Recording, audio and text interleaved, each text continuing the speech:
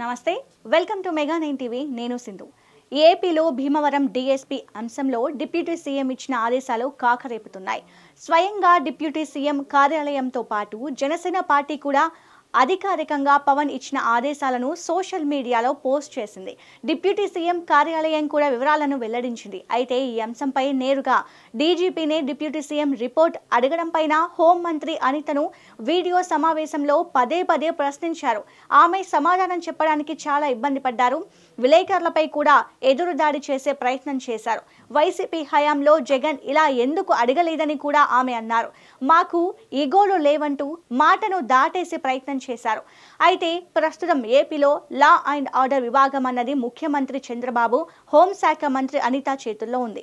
ఈ నేపథ్యంలో డైరెక్ట్ గా డిప్యూటీ సీఎం అన్నది పేరుకే గాని డిప్యూటీ సీఎం కు సాధారణ మంత్రులకు ఉండే అధికారాలు ఉంటాయి. అలాంటిది నేరుగా బైపాస్ చేస్తూ ఆదేశాలు ఎలా ఇస్తారన్న దానిపై చర్చ నడుస్తోంది. డిప్యూటీ సీఎం కార్యాలయం విడుదల చేసిన ప్రకటనలో మొత్తం రాష్ట్రంలో ఏం జరుగుతోంది అన్న దానిపై ఆందోళన కలిగించే అంశాలు కూడా ఉన్నాయి. రాష్ట్ర వ్యాప్తంగా పేకాట శిబిరాలు నడుస్తున్నాయి. దీన్ని స్వయంగా డిప్యూటీ సీఎం కార్యాలయమే ధృవీకరించింది. ఈ పోస్ట్ చూస్తే పేకాట శిబిరాల నిర్వహణపై ఉప ముఖ్యమంత్రి కార్యాలయానికి ఫిర్యాదులు, డీజీపీని నివేదిక కోరిన డిప్యూటీ సీఎం పవన్ కళ్యాణ్.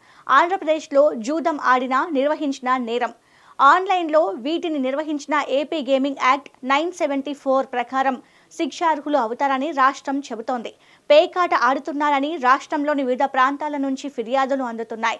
కొందరు పెద్దలు పేకాట కేంద్రాలను నిర్వహిస్తూ నెలవారీ మామూళ్లను అధికారులకు అందజేస్తున్నారని ఆరోపణలు అధికంగా ఉన్నాయి.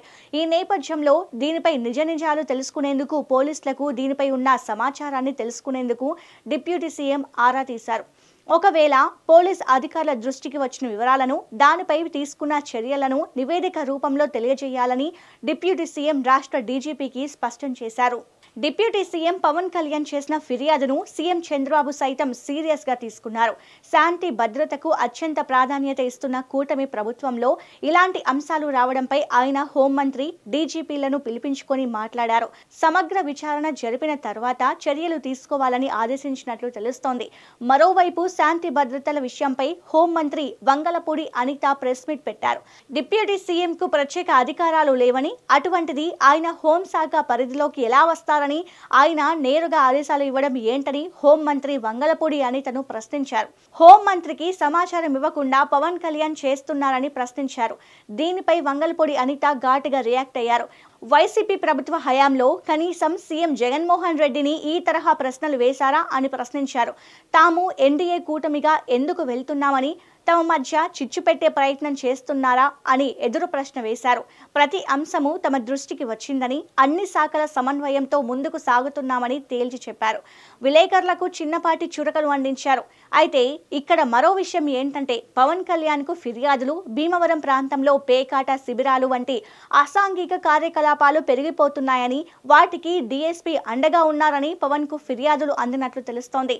డీఎస్పీ జయసూర్య తన పరిధి దాటి సివిల్ వివాదాల్లో సైతం జోక్యం చేసుకుంటున్నారని, కొందరి పక్షం వహిస్తున్నారని ఆరోపణలు వచ్చాయి. అధికార కూటమి నేతల పేర్లను, ముఖ్యంగా జనసేన పార్టీ నేతల పేరును వాడుకుంటూ అక్రమాలకు పాల్పడుతున్నారని ఆరోపణలు వచ్చాయని తెలుస్తోంది.